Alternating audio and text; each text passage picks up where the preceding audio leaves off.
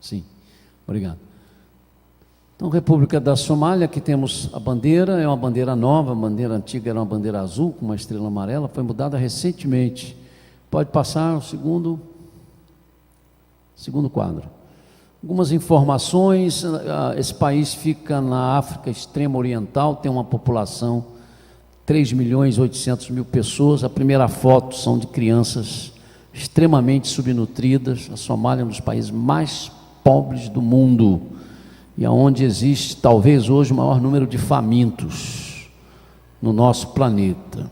A situação é tão grave que as pessoas assaltam casas por causa de água gelada.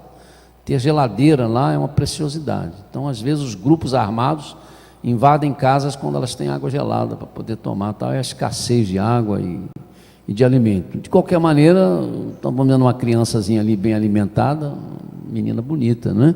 São senhoras na fila de votação, todas elas com aquelas roupas muçulmanas. O esporte preferido é o futebol. Tem aqui uma cenazinha da seleção da Somália jogando com outro time. Ok? Vamos ver aí, irmãos, a tabela de religiões. A religião maior do país, como os irmãos estão vendo, são os muçulmanos, com 99,09% da população. Há 26 mil católicos orientais ou ortodoxos etíopes, 0,68%. Os protestantes e ou evangélicos são 5 mil, representa 0,13% da população. Os anglicanos, 1.000, 0,02%, os católicos romanos, 1.000, 0,02%, e outros religionistas, 2.300, 0,06% da população. Os protestantes são extremamente maltratados. Também os católicos orientais, acusados sempre pelo governo muçulmano de estarem representando potências estrangeiras que têm o interesse de dominar o país. Ok? Vamos passar para o outro. Não, eu vou fazer então o pedido de qual é a razão de eu estar hoje falando sobre a Somália. Depois nós vamos ouvir um hino do povo somali. Dá para ler aqui mesmo, sem não precisa acender não. Uma somali ex-muçulmana e convertida à fé cristã foi obrigada a desfilar diante de uma multidão com pessoas que a vaiavam, enquanto outras mantinham silêncio. Publicamente ela foi chicoteada pelo crime de aceitar uma religião estrangeira. Sofia Osman, de 28 anos, cristã convertida há 4 anos, é da cidade de Janali, na Somália, por causa de contatos que teve com cristãos do Quênia. Até então ela vinha mantendo em segredo a sua fé, mas por algum motivo ela foi descoberta e denunciada. Extremistas islâmicos ligados ao movimento muçulmano Shabab, que pretende dominar o país e domina a área onde está a sua cidade, a arrancou da sua casa e, após montar em um tribunal, ela foi julgada e considerada traidora. Foi jogada numa cela imunda, abusada, enquanto se decidia qual seria a sua pena. A morte foi exigida por vários membros do Shabab, mas alguns falaram da misericórdia de Alá e resolveram puni-la com 40 chibatadas, publicamente. E dessa forma a pena foi executada há 2 semanas. Antes do chicoteamento, ela foi humilhada, chamada de prostituta, de cadela infiel, e segundo testemunhas, ela foi chicoteada até sangrar. Eu a vi desmaiar, disse a testemunha, e pensei que ela havia morrido, mas logo ela recuperou a sua consciência e pôde ser levada embora por seus familiares. Pelo menos não a mataram. Essa é a situação, irmãos, de um país onde não há liberdade nenhuma, não é? Para os cristãos. As igrejas são vigiadas, não tem os nomes, as denominações praticamente não existem, eles se reúnem em casas. Tal é a vigilância que é feita num dos países, como eu disse, mais pobres do mundo. Vamos ouvir agora um cântico de um grupo somali, né, que não vai poder aparecer a imagem, os irmãos só vão poder ouvir a voz, obviamente por razões de segurança. Durante alguns instantes, pelo menos, a gente vai ouvir um louvor, porque essa gente louva, né, mesmo nessa situação.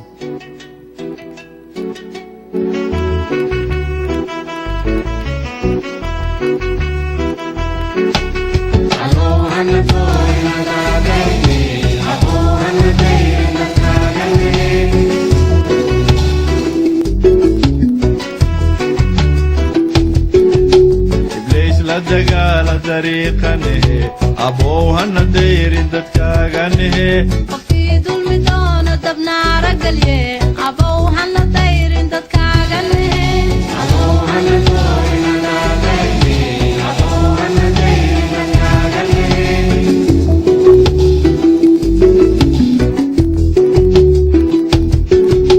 masiixa bugtida jinnaa la darse aboo hana dayrin dadkaagane qofkii xaqa diida ibliis tabraye abow hana dayrin dadkaaganahe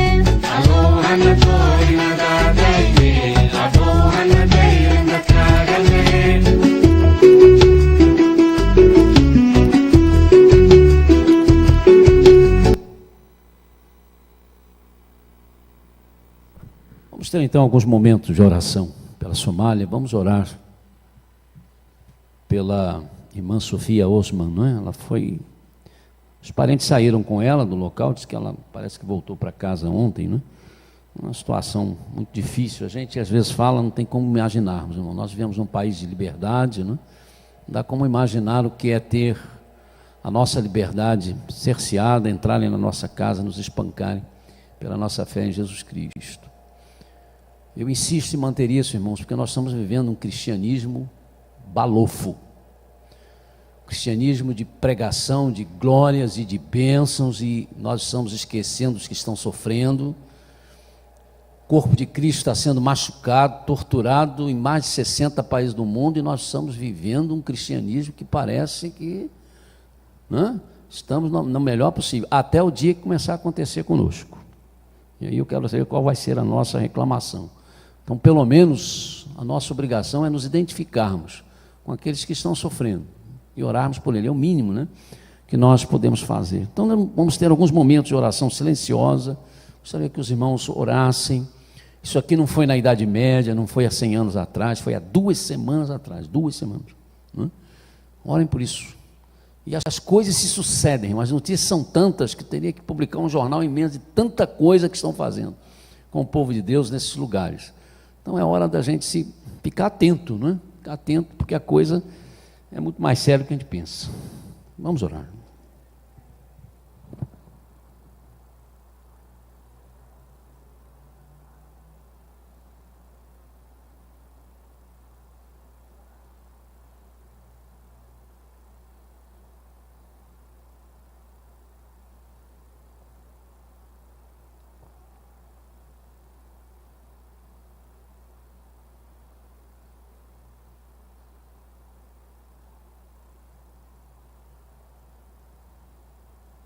Pedir ao pastor Cleiton para que ele faça uma oração específica agora em favor dos nossos irmãos da Somália, por essa senhora, não é, que foi espancada. Que Deus nos dê sabedoria para nos comportarmos também em relação a eles. Senhor nosso Deus e Pai, glorificado e exaltado seja o teu santo nome. Senhor, a partir destas informações que foram passadas, ó Deus, para todos nós, que possamos, Senhor, a cada instante lembrarmos daquele povo da Somália, ó Deus, em especial essa jovem, Senhor, que passou por aquela cultura, ó Deus, por manifestar, ó Pai, de coração aberto, a sua confiança, a sua fé em Cristo Jesus.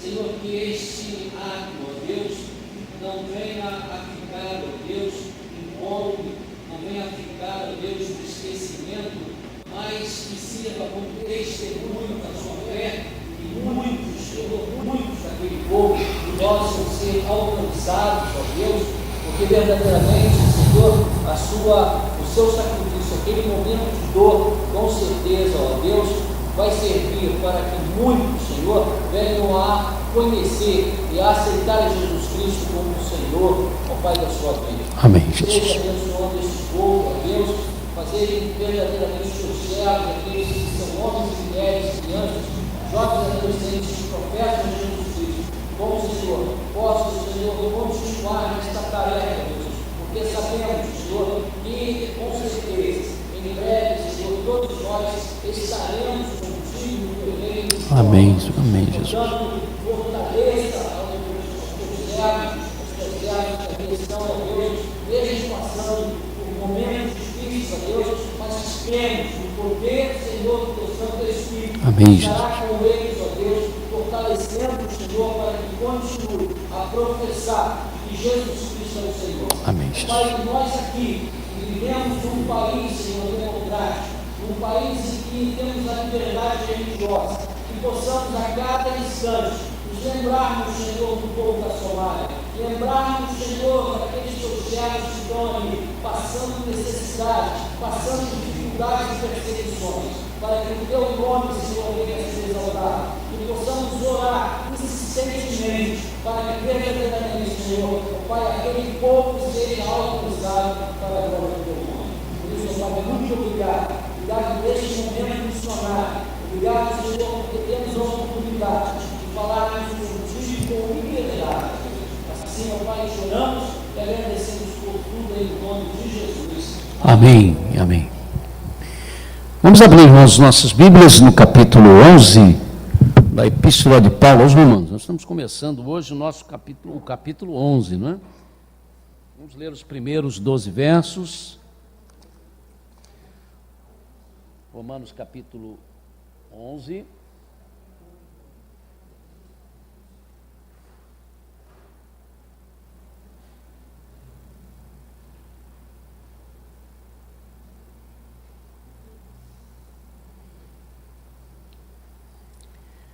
Vou ler aqui devagar, porque a minha versão é NVI, para que os irmãos possam acompanhá-lo e compreendê-lo.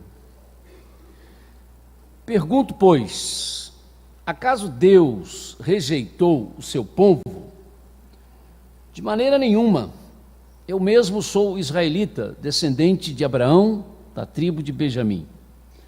Deus não rejeitou o seu povo, o qual de antemão conheceu. Ou vocês não sabem como Elias clamou a Deus contra Israel, conforme diz a Escritura? Senhor, mataram os teus profetas e derrubaram os teus altares. Sou o único que sobrou e agora estão procurando matar-me. E qual foi a resposta divina? Reservei para mim 7.000 homens que não dobraram os joelhos diante de Baal. Assim hoje também há um remanescente escolhido pela graça. E se é pela graça, já não é mais pelas obras. Se fosse a graça, já não seria graça. Que dizer então? Israel não conseguiu aquilo que tanto buscava, mas os eleitos o obtiveram. Os demais foram endurecidos, como está escrito: Deus lhes deu um espírito de atordoamento, olhos para não ver e ouvidos para não ouvir, até o dia de hoje. E Davi diz que a mesa deles se transforma em laço e armadilha, pedra de tropeço e retribuição para eles. Escureçam-se os seus olhos para que não consigam ver, e suas costas fiquem encurvadas para sempre. Novamente pergunto, acaso tropeçaram para que ficassem caídos? De maneira nenhuma, ao contrário, por causa da transgressão deles, veio a salvação para os gentios, para provocar ciúme em Israel. Mas se a transgressão deles significa riqueza para o mundo, e o seu fracasso riqueza para os gentios, quanto mais significará a sua plenitude. Pergunto, pois acaso Deus rejeitou o seu povo? De maneira nenhuma. Eu mesmo sou israelita, descendente de Abraão, da tribo de Benjamim. Tendo como público-alvo, número 1, os judeus, convertido ao cristianismo em Roma, nessa sua epístola aos Romanos, o apóstolo aos gentios, desde o início da mesma, vem expondo os equívocos judaicos em relação à lei, em relação ao fato de serem os judeus o povo escolhido para receber essa lei, mas não entendê-la como devia ser entendido, não usá-la como devia usar. E nós percebemos no estudo que temos feito na Epístola aos Romanos, que Paulo está preocupado com os cristãos que são judeus, e que provavelmente devia ser a maior parte da membresia da igreja ou das igrejas dos romanos, tentando mostrar a eles que a opção que eles haviam feito, que a escolha que eles haviam feito por Jesus Cristo, Jesus de Nazaré, rejeitado pelas autoridades religiosas, morto por instigamento das autoridades religiosas judaicas, acusado de um visionário blasfemador, na verdade, era o Messias de Deus, e a opção desses judeus que se tornaram cristãos tinha sido e era a opção a mais perfeita e a melhor que eles poderiam fazer. Desastrosamente, esses equívocos de Israel em relação à lei, em relação às promessas de Deus, levaram a Israel como nação a rejeitar o Senhor Jesus Cristo como Messias, como eu disse, considerando, na verdade, um visionário blasfemador. Nessas suas colocações, Paulo também atingia a todos os membros da igreja ou das igrejas dos romanos e dessa forma nos alcança hoje. Diante do que foi escrito por Paulo, até então os judeus cristãos e mesmo os não cristãos teriam de perguntar: então Deus rechaçou definitivamente o seu povo, o povo que ele chamou seu no tempo passado, no que nós chamamos, né, de tempo do Antigo Testamento? Com certeza, essa era a pergunta, ou esse era o tipo de pergunta que Paulo não podia suportar. Era difícil ter de encarar isso como um judeu que amava o seu povo, que amava a Israel. E para ajudar a sua resposta, a primeira coisa que vem à mente de Paulo foi ele mesmo. Ele que fora um judeu ortodoxo, que perseguira a igreja de Jesus Cristo por causa disso, isto é, ele que fora um representante desse Israel equivocado, se ele for alcançado por Deus, se ele não fora rejeitado por Deus, é porque também o seu povo não seria em termos definitivos. E aí, para trabalhar a questão da vocação de Israel e não a sua rejeição, é que começa Paulo se reportando ao conhecido episódio dos dias do profeta Elias, conforme o primeiro livro dos Reis, no capítulo 19, de 10 a 14. Deus não rejeitou o seu povo, o qual de antemão conheceu, ou vocês não sabem como Elias clamou a Deus contra Israel, conforme diz a Escritura: Senhor, mataram os teus profetas e derrubaram os teus altares, sou o único que sobrou e agora estão procurando matar-me. E qual foi a resposta divina? Reservei para mim 7.000 homens que não dobraram os joelhos diante de Baal. Era pertinente essa citação do momento, quando Elias achou que era o único que ainda servia a Deus em Israel. Mas aí o Senhor lhe avisou que não, que havia 7.000, ou seja, que havia um número de servos que Deus conhecia e que eram pessoas de Israel que não haviam se tornado idólatras. Havia 7.000, não quer dizer, irmãos, que esse número tenha que ser entendido ao pé da letra. Pode ter sido mais de 7.000, literalmente falando, pode ter sido menos de 7.000. O número 7, na gematria judaica, significa aquilo que está perfeito aos olhos de Deus. Então havia um número perfeito de servos de Deus que haviam se recusado a se corromper com a idolatria, e por isso se fala aqui em 7.000, e os irmãos observam que é só de homens. Não havia mulheres fiéis? Claro que havia mulheres fiéis. Então é claro que o número aqui é simbólico, não pode ser entendido, nem deve ser entendido, né, de forma literal. O fato era que Elias não estava sozinho. E é a partir desse fato que surge na teologia judaica a ideia do remanescente de Israel.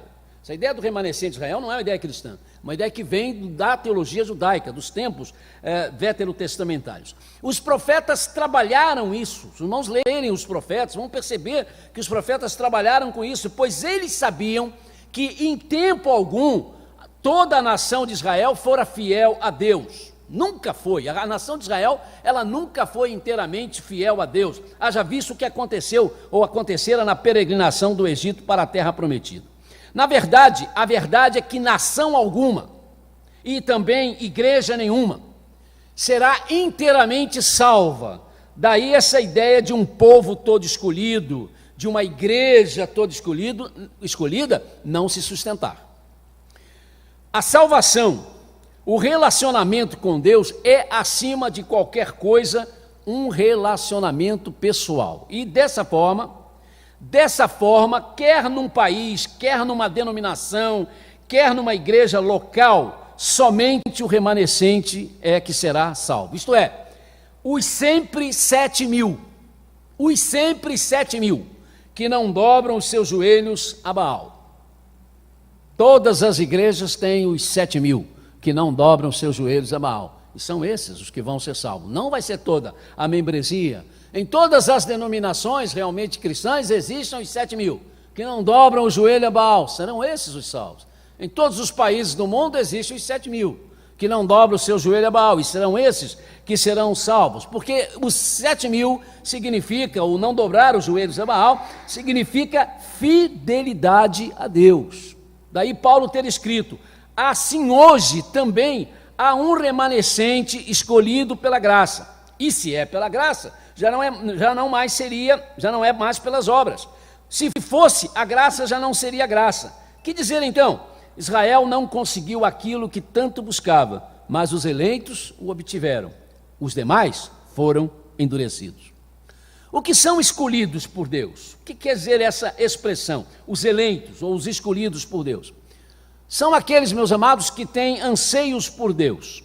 E nesse anseio eles descobrem a graça de Deus. Eles se relacionam com Deus pela graça de Deus que se chama Jesus Cristo. A graça de Deus tem um nome, se chama Jesus Cristo. E por que então eles buscam essa graça de Deus por meio de Jesus? Compõem, se tornam, são o povo escolhido. O povo escolhido, que é a igreja de todos os salvos, de todos os tempos e de todos os lugares, dos que estão vivos na terra e dos que estão vivos no paraíso, aguardando a ressurreição do corpo, e que normalmente se reúnem em comunidades eclesiais visíveis, onde estão juntos, aos quais ainda não se salvaram. Lamentavelmente, esta é a verdade.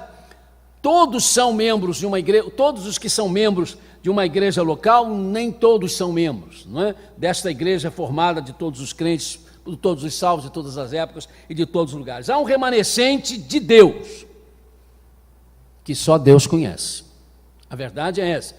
Deus e talvez você também conheça. Eu digo talvez porque há pessoas que pensam que estão salvas, mas não estão. Irmãos, está aumentando cada vez mais esse número nas nossas igrejas. Não são aquelas pessoas que até sabem que não estão. São membros da igreja, mas sabem que não estão. O pior é que há pessoas que, na verdade, elas pensam que estão, mas não estão salvas. E isso é alguma coisa tremendamente perigosa. Mas há sintomas que nós podemos perceber para sabermos se realmente nós aceitamos a salvação da graça de Deus em Cristo Jesus.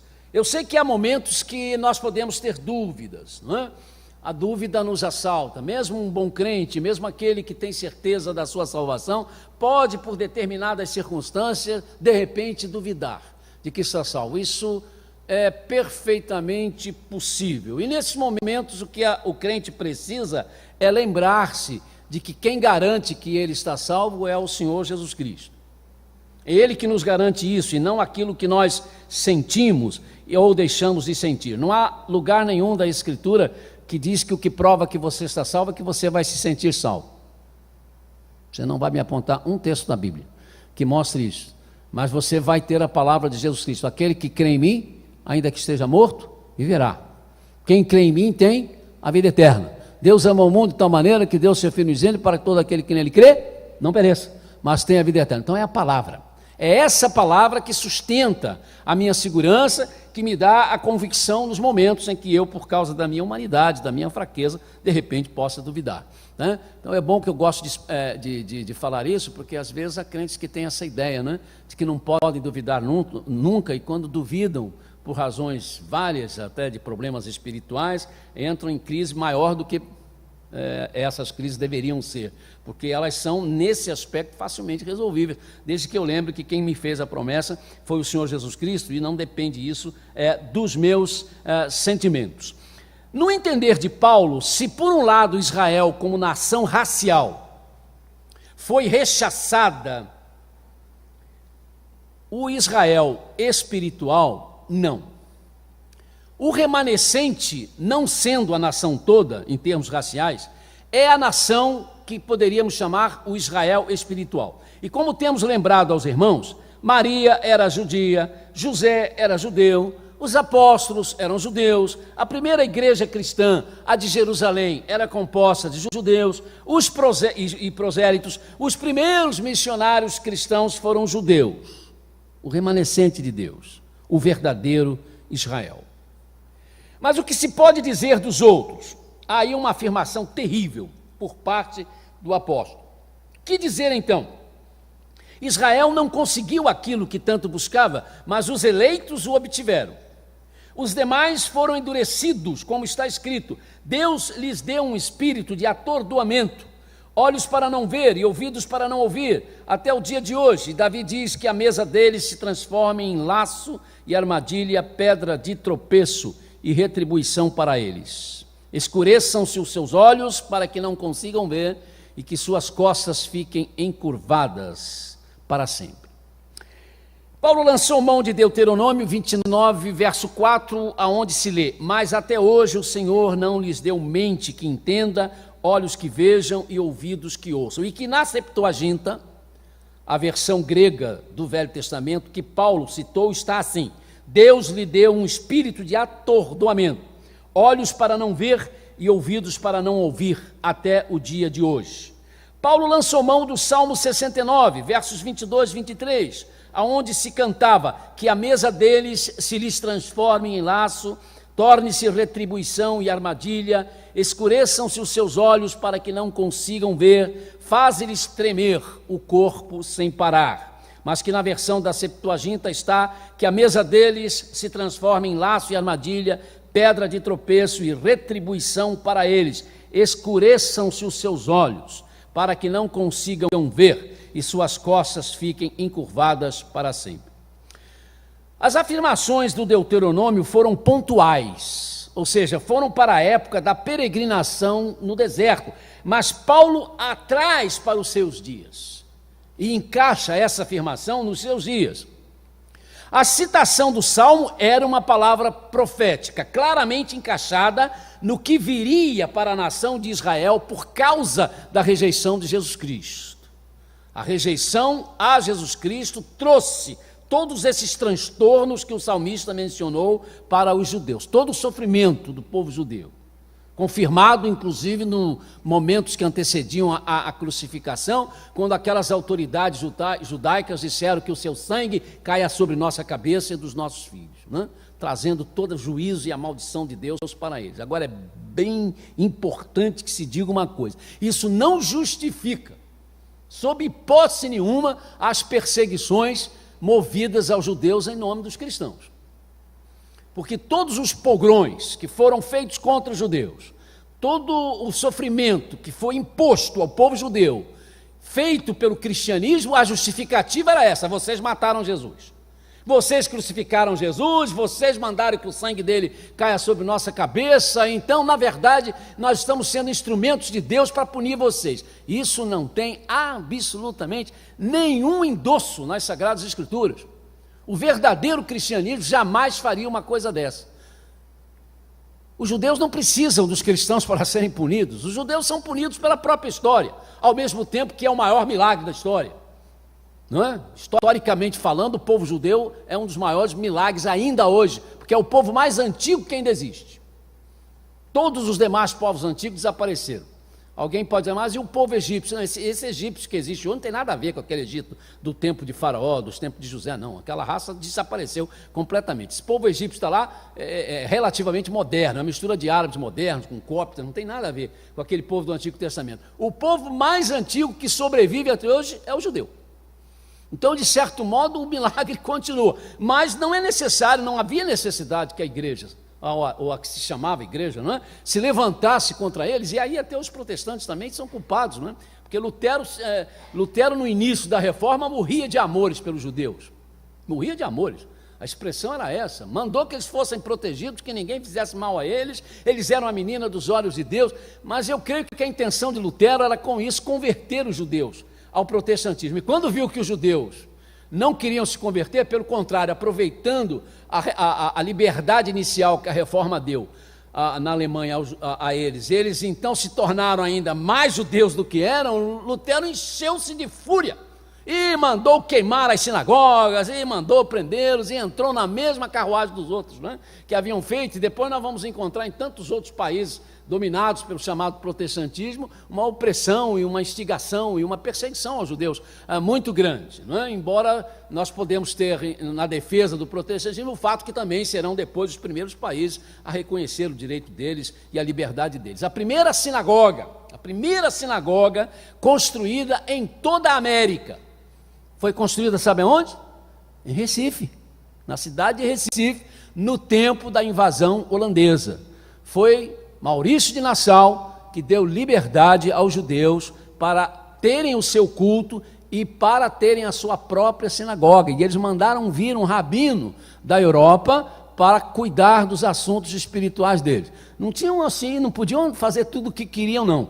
Eu sei que o primeiro templo protestante em terras brasileiras, que não existe mais, né, que foi uma igreja em forma de cruz grega, construída na ilha de Maurícia, lá perto de Olinda, que hoje, onde hoje há a Catedral da Nossa Senhora do Ó, né, que os católicos, depois que os holandeses saíram, usaram o templo protestante, depois queimaram e fizeram uma catedral católica no lugar para extirpar qualquer resquício, né, do templo protestante. O fato é que essa igreja foi construída com o dinheiro de Maurício Nassau e com a multa que ele aplicou a um judeu lá, porque o judeu andou falando lá umas coisas que não devia. Então, também não tinham assim muita facilidade de viver, não, mas pelo menos faziam seus cultos, né? Há um relato histórico que eles têm que comparecer diante das autoridades, porque eles foram acusados de tentar converter brasilianos ao judaísmo. Aí Maurício manda chamar e diz: vocês não têm liberdade para isso, não. Eu dei liberdade para vocês fazer o culto de vocês, mas querer converter pessoas para a sua religião não pode, não. Então há uma explicação do rabino dizendo o seguinte: não, esses brasilianos já eram judeus que se passavam por católicos, mas não eram católicos, não é? Eles eram obrigados a se identificar como católicos, mas dada a liberdade que Vormicê nos está dando, nós estamos resgatando essas pessoas. Aí já não houve tanta implicância. Bom, na verdade, eles já eram judeus, então vocês podem levar. Mas, de qualquer maneira, não se justifica essa má vontade, não é, que às vezes nós encontramos em relação aos judeus, que são isso, são aquilo. Continua sendo, irmãos, um povo realmente especial em relação a Deus, mas não também o povo de Deus. Isso também, nossa, o povo de Deus hoje chama-se igreja, né? A igreja é o povo de Deus. Mas o fato é que Paulo está trabalhando com isso, e quando ele usa essa expressão, dizendo que Deus os endureceu, porque ele fala assim: os demais foram endurecidos. Irmãos, Paulo usa a palavra grega porom, que vem da palavra porosis, que nos dá a palavra portuguesa osteoporose, que é o enfraquecimento dos ossos, que em certo caso cria uma espécie de calo ao redor do osso que ficou oco, como uma reação do corpo para proteger esse osso. E é a esse calo que Paulo se refere, dizendo que o povo de Israel, como raça, formou um calo, algo duro. E nós sabemos que quando um calo cresce em qualquer parte do corpo, ele faz com que aquela parte do corpo se torne insensível. Então houve uma parte da nação de Israel que se tornou insensível. A nação de Israel, como raça, ela criou um calo e tornou-se insensível desastrosamente, sob o argumento de que era o povo escolhido de Deus, e o Messias para o povo escolhido de Deus, de forma alguma, se encaixava na pessoa de Jesus de Nazaré. É claro, amados, que isso tem uma lição para todos nós, sejamos judeus ou não. Porque quando por muito tempo alguém insiste espiritualmente em ser o dono do seu próprio caminho, essa pessoa se torna insensível e começa a criar um calo, também na sua alma, na sua mente. À medida que a pessoa insiste em ficar ou se recusar ao chamado de Deus em Cristo, que diz eu sou o caminho, mas ele continua fazendo o seu caminho, à medida que ele insiste nisso, ele vai acabar criando um calo e também ficando insensível à ação de Deus na sua vida. Quando se conhece a verdade do Evangelho, mas se continua no pecado, a pessoa pode tornar-se de tal modo insensível que deixa de ter horror ao pecado E quando não se tem mais horror ao pecado, não se deixa o pecado. Novamente pergunto, Paulo escreve, acaso tropeçaram para que ficassem caídos? De maneira nenhuma, ao contrário, por causa da transgressão deles veio a salvação para os gentios, para provocar ciúme em Israel. Mas se a transgressão deles significa riqueza para o mundo e o seu fracasso riqueza para os gentios, quanto mais significará a sua plenitude. Então, como se diz bem o ditado popular, há males que vêm para bem.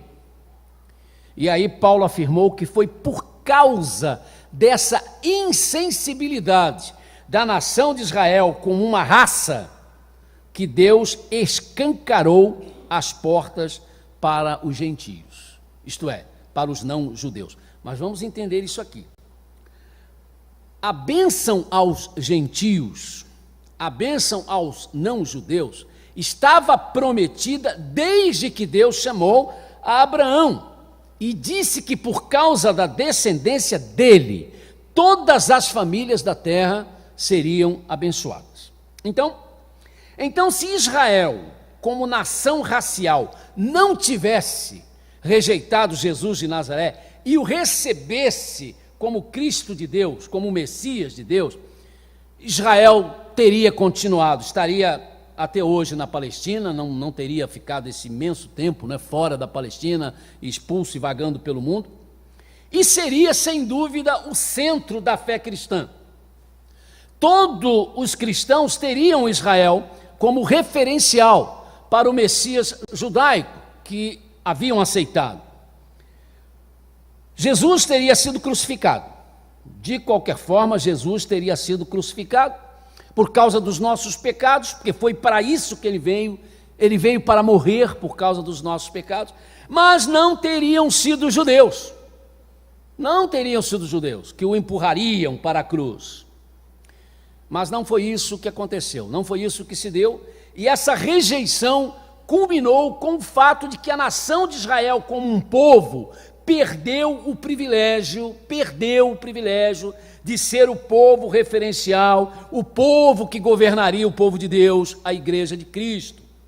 De forma que o ciúme a ser provocado em Israel está no fato de que o povo de Deus é a igreja de Cristo, na sua grande maioria formada por gentios. É a igreja, a nação santa, o povo escolhido, o sacerdócio real. É a igreja hoje, a menina dos olhos de Deus. E é isso que Paulo fala, do provocar o ciúme em Israel. Mas Paulo está confiante numa reversão da situação. E por isso escreveu, novamente pergunto, acaso tropeçariam para que ficassem caídos? De maneira nenhuma, ao contrário, por causa da transgressão deles veio salvação para os gentios, para provocar ciúme em Israel, mas se a transgressão deles significa riqueza para o mundo e o seu fracasso riqueza para os gentios, quanto mais significará a sua plenitude. Paulo falou de uma plenitude que tem a ver com uma conversão em massa de Israel a Jesus, acredita a maior parte dos intérpretes. É praticamente unânime a ideia de que a nação de Israel é indispensável à concretização dos planos de Deus, mas não há unanimidade em relação ao papel de Israel quando a maior parte dos judeus vier a se converter. Porque se há os que acham que o povo judeu, após essa conversão, reassumirá a sua posição de povo de Deus, por ser o povo judeu e a nação de Israel, e na Palestina a nação de Israel será glorificada, e a Palestina será glorificada e purificada.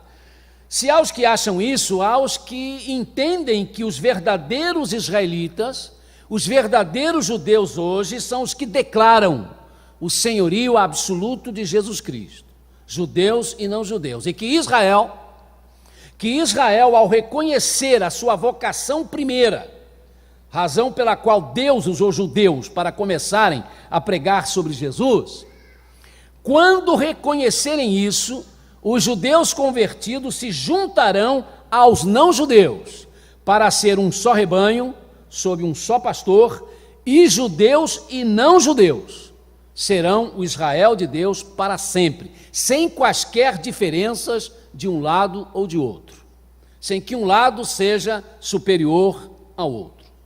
A questão de uma conversão em massa de Israel, no entanto, precisa também ser pensada à luz do que está escrito em Apocalipse 1:7, aonde nós temos: eis que ele vem com as nuvens, e todo olho o verá, até mesmo aqueles que o transpassaram, e todos os povos da terra se lamentarão por causa dele. Assim será. Amém. Essa particularização sobre o dia da volta de Jesus por parte dos que o transpassaram é uma referência clara aos judeus.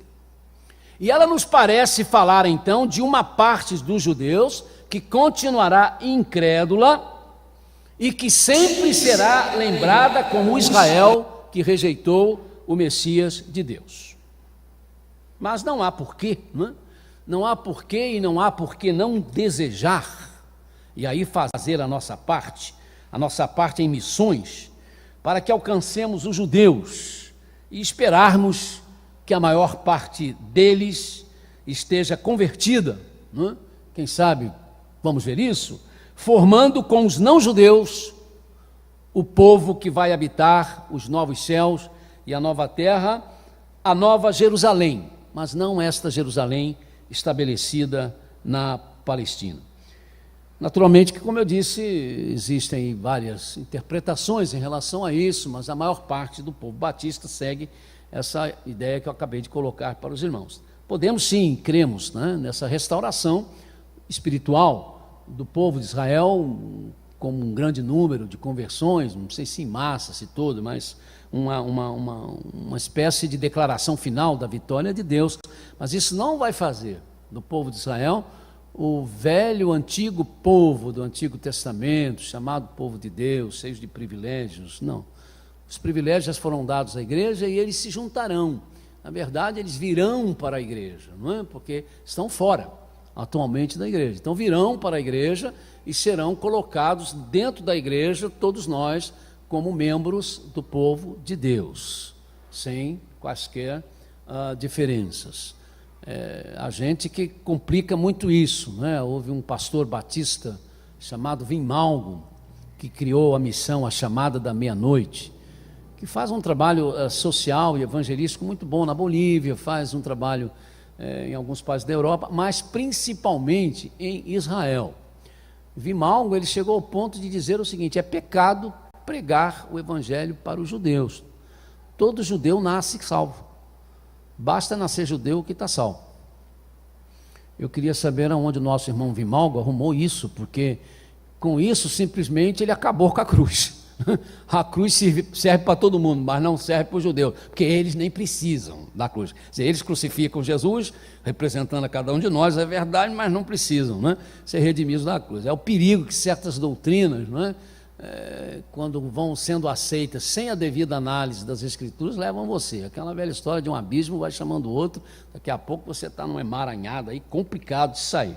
Não é isso que nós cremos, respeitamos muito o pastor Vim Malgo, creio que ele está na presença de Deus e deve ter levado lá um puxãozinho de orelha do Senhor Jesus. Rapaz, onde é que você inventou isso? Onde é que você tirou essa ideia? Mas agora já está no paraíso aguardando a ressurreição. Então, o fato, irmãos, é que a gente espera isso mesmo, a gente sonha pela conversão de Israel, do povo judeu, né? Mas para se juntar a nós, e não para ser um povo que vai ser referência para nós, e restauração da Palestina, como naquele tempo do Antigo Testamento, porque você lê a história do Antigo Testamento e Deus sempre colocou as condicionais. Se, vocês terão isso, se, nunca fizeram? Nunca obedeceram? Sempre foram rebeldes ao Senhor.